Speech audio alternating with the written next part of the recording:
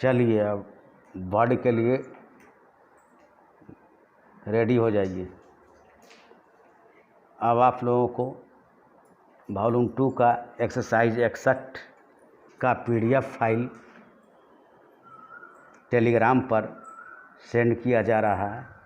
इसे अच्छी तरह प्रैक्टिस करें, क्योंकि YouTube की तरह मैं नहीं दे रहा हूँ।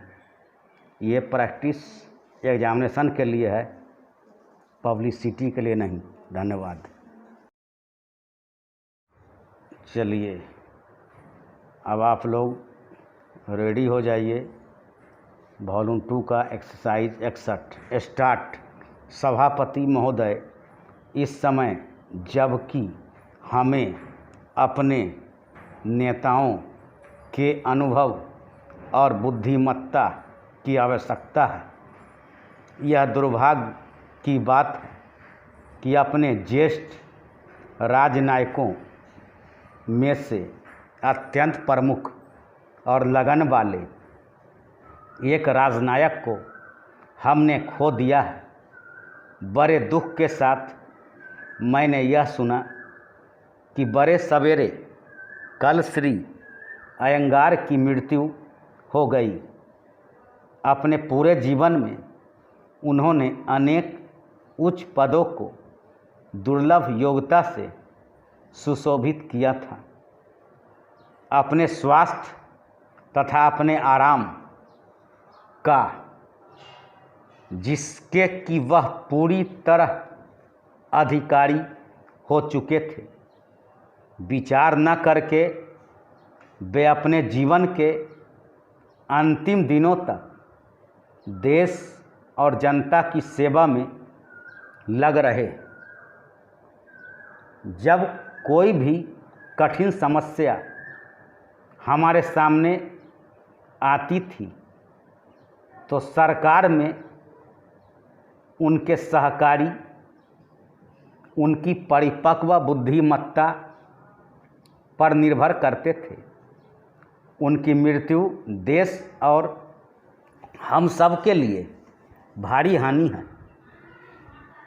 जबकि हम नवीन और समृद्ध भारत का निर्माण करने में तथा उन लाखों लोगों को सुख सुविधा पहुंचाने में लगे हुए हैं, जिन्हें दरिद्रता के अभिशाप से भूतकाल में काफ़ी पीड़ित रहना पड़ा। संसार की समस्याएं हमारे सामने बलात् आ खड़ी होती हैं और हम न तो उनसे बच सकते हैं और न अपने को उनसे अलग रख सकते हैं। मेरी सरकार की अन्य देशों के मामलों में हस्तक्षेप करने की लेश मात्र इच्छा नहीं है, किंतु स्वतंत्रता के साथ साथ अनिवार्य रूपेण भारत पर जो जिम्मेदारी आ पड़ी है, उसको तो इसे निभाना ही है। जैसा कि सर्वविदित है, हमने संसार के सब देशों के प्रति मैत्री और शांति की नीति बरतने का प्रयास किया है। सनह सनह वे लोग भी जो इससे सर्वदा सहमत नहीं होते, इसे समझने और इसका आदर करने लगे हैं और यह बात मानी जाने लगी है कि भारत संसार में शांति का समर्थक है और वह ऐसा कोई कदम न उठाएगा जिसका परिणाम लड़ाई की प्रवृत्ति को जगाना हो।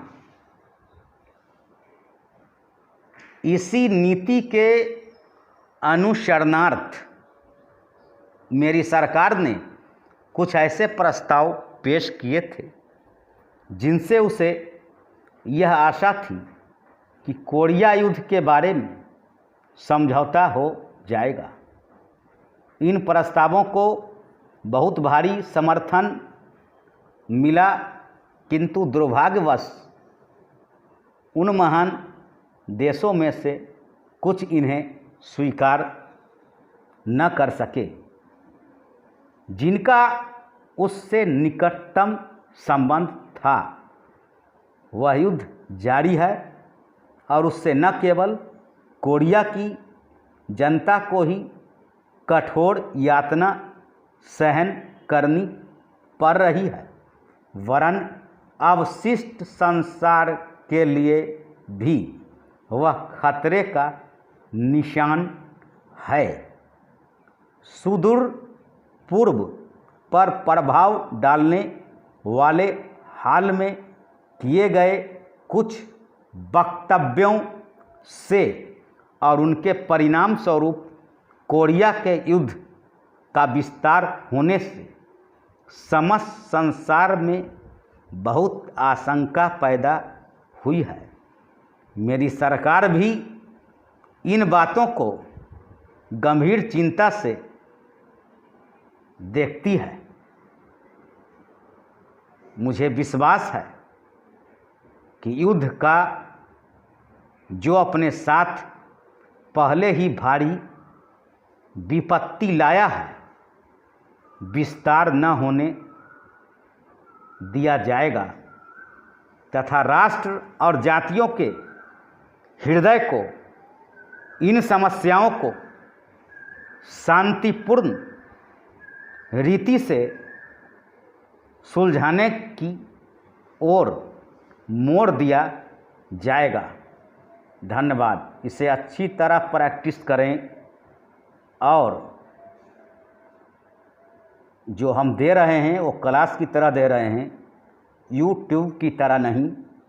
इसलिए आप लोग ध्यान से सुने और पढ़ें और इसको लिखें, ट्रांसक्रिप्शन करें, अन्यथा वही होगा जो बहुत लोगों को इसका परिणाम मिल चुका है।